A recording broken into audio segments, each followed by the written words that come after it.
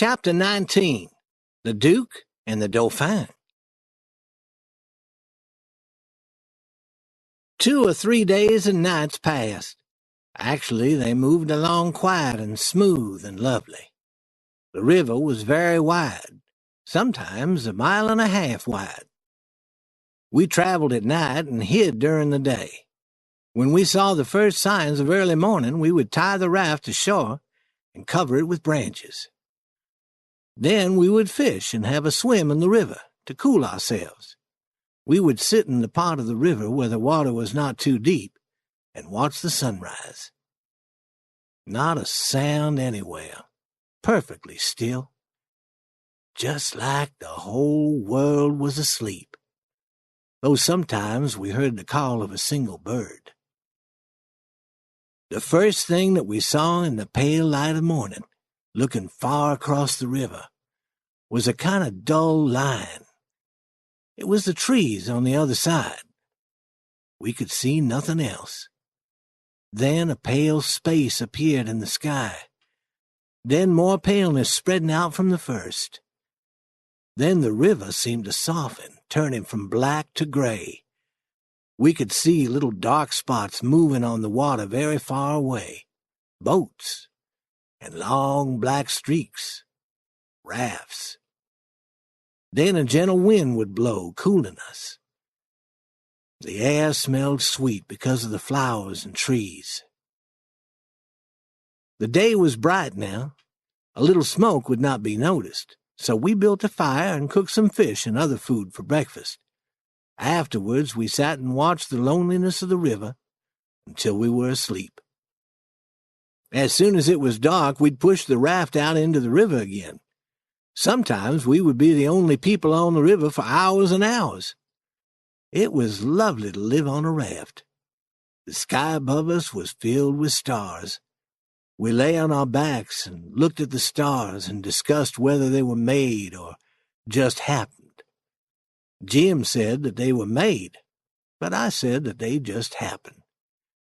It would have taken a long time to make so many stars. Jim said that the moon could have laid them. That seemed reasonable to me when I thought about all the eggs that birds have laid. We watched falling stars, too, and Jim said that they were stars that were spoiled and were thrown out of the nest. Once or twice during the night, a large boat would pass us in the dark. After a while, the waves made by the large boat would reach our raft and shake it a little. Then all would be quiet again. After midnight, the people who lived in the houses on the shore went to bed.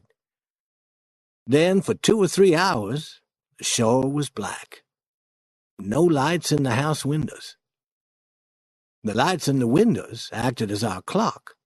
The first light that appeared again meant that morning was coming, so we needed to find a place to hide the raft immediately.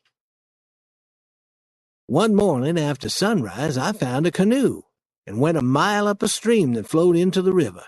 I was searching for fruit for Jim and me.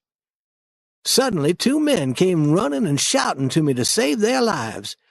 They said that men with dogs were running after them. They jumped into the canoe with me, and soon I was rowing as quickly as I could toward our raft hidden on the river. One of the men had gray hair and appeared to be nearly 70 years old. He wore an old town hat and a dirty blue wool shirt and torn blue trousers stuffed into his boots. The other man was much younger, about 30. He was dressed in dirty old clothes, too. After Jim and I fed the 2 men their breakfasts, we realized that they didn't know each other. "What were you doing that caused you to be in trouble?" the older man asked. "I was selling a substance for cleaning teeth, and it did clean them, but it ruined them too. I stayed in that town 1 night longer than I should. I was leaving when I met you. You said that men with dogs were running after you, and since I was expecting trouble also, I decided to run with you. And what caused your trouble?" "I was giving talks on the evils of drinking whiskey, and was earning as much as $5 or $6 each night. Women especially enjoyed what I had to say. Then, somehow, it was discovered that I often drink whiskey myself. I learned this morning that people were quietly gathering with their dogs and planning to run me out of town. "Old man," said the young one, "would you care to become a part of a team with me?" "I might. What do you do?" "I've worked at a variety of jobs, printing, teaching music, giving speeches, but what I enjoy most is acting in the theater. I like to think of myself as an actor. What kind of work do you do?" "I give a lot of speeches in churches. I talk about religion and the evils of drinking whiskey. I also attempt to cure diseases. I'm not a real doctor, but I heal the sick by laying my hands on them." No one said anything for a while. Then the younger man sighed a long, sad sigh. "Why are you sighing?" "To think that I should now be in such shameful company." And he wiped a tear from his eyes with a dirty piece of cloth. "What's wrong with us? Why would you want better company than we are?" asked the older man. "I don't blame you, gentlemen. I brought myself down to this low state." "Brought yourself down from where? Where were you brought down from?" "You won't believe me. No one wants to believe me. I'll reveal to you my true name because I have confidence in you. I am the Duke of Bridgewater. My great-grandfather, the oldest son of the Duke of Bridgewater, came to America to breathe the pure air of freedom. He married, had a son, and died, at the same time that his father died back in England. I'm directly related to that baby boy. I am the real Duke of Bridgewater, though someone else now holds that title. Here I am, hated by the world, hunted by men with dogs, shamed into living on a raft with such low company." And he began to cry. Jim and I pitied him. We tried to comfort him, but he said that the only thing that would make him feel better was if we would recognize him as a duke. We said that we would be happy to do this if he would tell us how to act. "Well, you must bow when you speak to me and call me Your Grace, or my Lord, or simply Bridgewater. One of you must serve me my meals and do any jobs that I need done."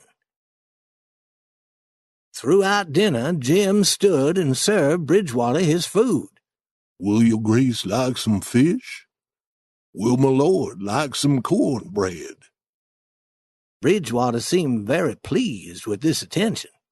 I noticed that the old man was not pleased. He was very quiet and didn't seem happy with all the attention being shown to Bridgewater. That afternoon he said, "I'm sorry about your troubles, Bridgewater, but you're not the only person with troubles of that kind. No, you aren't the only person who has fallen from a high position." "What do you mean?" "You're not the only person who has a secret, who is of noble birth. Can I trust you?" "To the bitter death." He took the old man's hand and said, "That secret of yours, speak." "Bridgewater, I am the Dauphin." Jim and I stared. The Duke said, "Yo who?" "Yes, my friend, it's true. Your eyes are looking this very moment at the long-lost Dauphin, Louis XVII, son of Louis XVI and Marie Antoinette. But you're too old to be the Dauphin. Trouble has aged me. Trouble has caused my gray hairs. This unhappy person that you see before you in these dirty old clothes is the rightful King of France." He cried and looked so unhappy that Jim and I decided that the only way we could make him feel good was to tell him how happy and proud we were that he was with us. We told him that we would gladly treat him in the same manner that we were treating the Duke. He thanked us and said that there was not much we could do to help him feel happy. However, he said that it often made him feel better if people treated him like a king. If they got down on one knee whenever they spoke to him, and always called him Your Majesty, and if they served him first at meals and always remained standing until he told them that they could sit. Jim and I thought we could manage that, and always said Your Majesty when we spoke to him, and always remained standing until he told us to sit down. This made him feel much happier. But I soon noticed that the Duke was looking unhappy and not the least bit pleased with the way we were treating the old man. When the old man noticed the change in the Duke, he said, "We'll be together on this raft for a long time, and we can't be unpleasant and unfriendly to each other. That would only make us all feel uncomfortable. It's not my fault that I wasn't born a duke, and it's not your fault that you weren't born a king. We'll have to make the best of this situation. Give me a hand, and let's be friends." The Duke shook the old man's hand. Jim and I were happy to see that they were friends again. We couldn't permit any unfriendliness or uncomfortableness on the raft. What's needed on a raft more than anything else is for everyone to be satisfied and feel kindly toward the others. I knew from the beginning that these men were not kings or dukes, but just liars.